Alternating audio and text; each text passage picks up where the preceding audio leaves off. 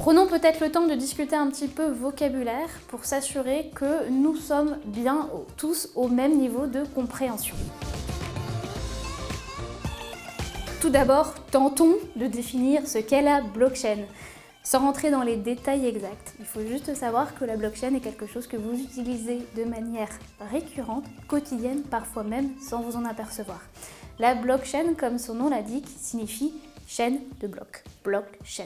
C'est tout simplement un ensemble d'algorithmes et de codes extrêmement complexes qui permettent de sécuriser au mieux les échanges qui peuvent être réalisés notamment sur Internet, mais également de sécuriser et anonymiser l'ensemble de ces échanges. Mécanisme blockchain que vous utilisez très souvent sans même vous en apercevoir, un paiement sur Internet. Votre banque vous demandera un code pour pouvoir valider un paiement qui sera fait directement sur Internet. Et oui, vous venez d'utiliser un mécanisme de blockchain.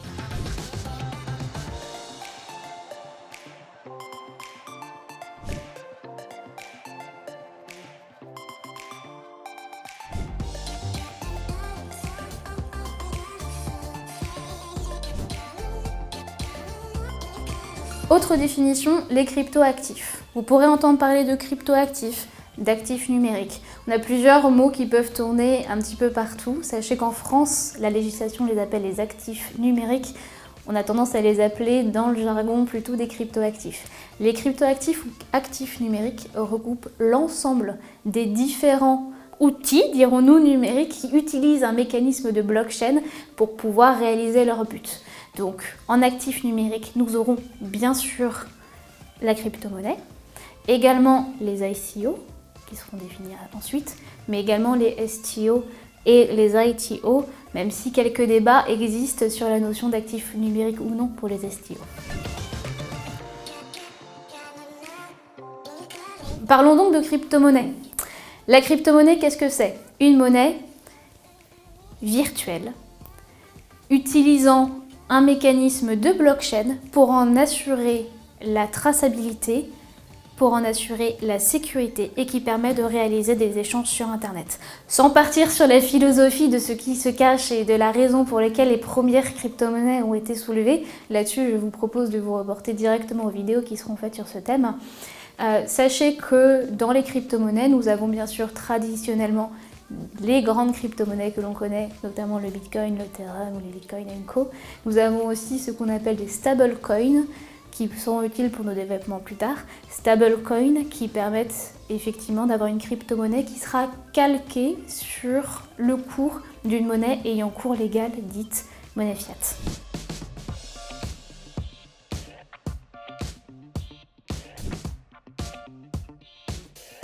La monnaie fiat, ou monnaie fiduciaire en français, s'oppose donc à la crypto-monnaie ou aux monnaies locales, puisque c'est une monnaie qui aura un cours légal, donc c'est les monnaies que vous connaissez bien sûr classiquement, que sont l'euro, le dollar ou le yen, et qui sont donc décidées par des organismes étatiques ou supra-étatiques.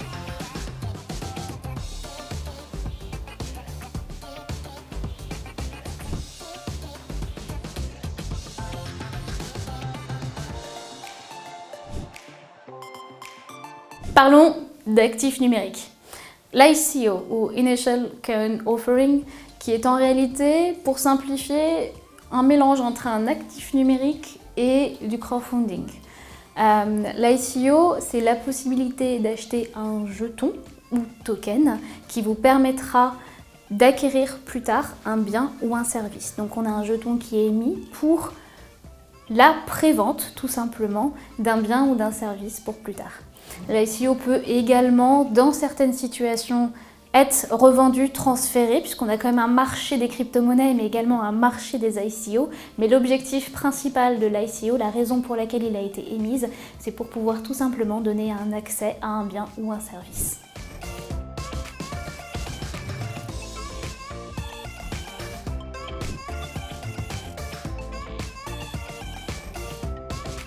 L'ITO est une petite spécificité qui mixe l'ICO et le STO.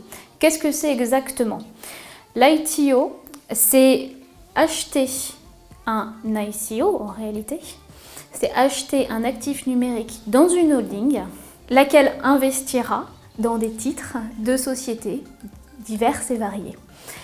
L'ITO, sa spécificité est que la valeur de l'ITO est liée à la valeur de l'action ou de la part sous-jacente.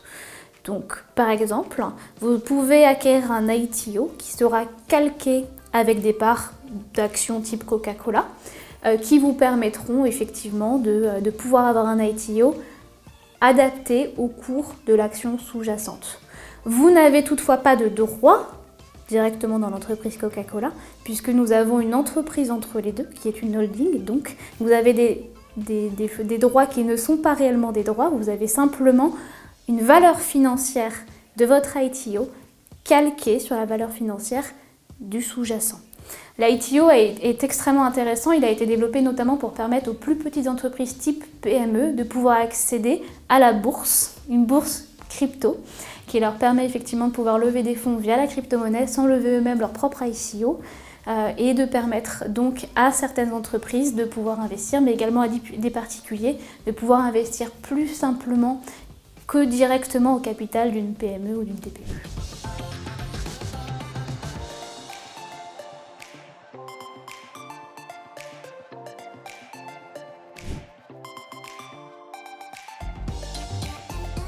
Le STO est un bel hybride. Puisque le STO, c'est en réalité un titre financier, donc une action, une part sociale dans une société, à qui on aura calqué un petit semblant de numérique. Tout simplement, vous détenez un STO qui vous offrira les mêmes droits que si vous déteniez directement une action ou une part sociale dans la structure. Bon, en réalité, ça se passe surtout dans les sociétés et dans les SAS, puisque les SARL sont soumises à certaines règles et donc les parts sociales, ce sera plus compliqué. Mais partons sur quelque chose de simple. Nous avons effectivement un droit numérisé. Donc vous avez un réel titre, comme si vous achetiez directement une action dans une structure. Elle est toutefois blockchainisée, puisque son calcul permettra déjà d'en faciliter la transmission, un anonymat de la personne qui détient le STO, mais également de faciliter la redistribution notamment des dividendes, puisqu'en réalité, nous aurons un mécanisme de blockchain qui permettra de faciliter le calcul des droits de chaque personne aux dividendes qui seront versés, et donc un recalcul immédiat et donc faciliter la distribution des dividendes sans le processus classique que nous connaissons si bien en France.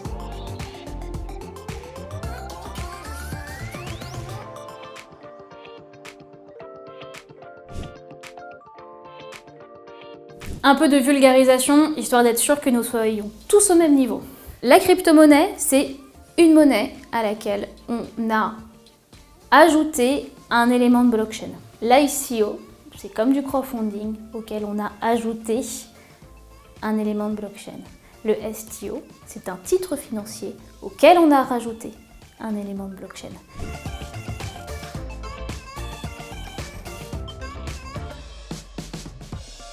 L'ITO est un hybride un peu spécifique entre l'ICO et le STO. Comme vous avez vu, c'est une spécificité très particulière, mais qui a toutefois son intérêt, notamment si vous voulez faciliter l'investissement dans les PME et faciliter l'accès à la levée de fonds aussi pour les plus petites entreprises. Pour revenir à nos 3 types d'investissement, j'investis directement avec de la crypto-monnaie. L'outil utilisé, c'est donc de la crypto-monnaie, donc une monnaie virtuelle. J'investis dans un bien immobilier, j'acquiers des droits immobiliers via un jeton, l'ICO. Et la 3e option, c'est j'investis au capital d'une société, soit directement via un STO, soit indirectement via un ITO. Investissement qui me permettra de tirer des revenus de l'exploitation des biens immobiliers qui seront faits directement par la structure sous-jacente.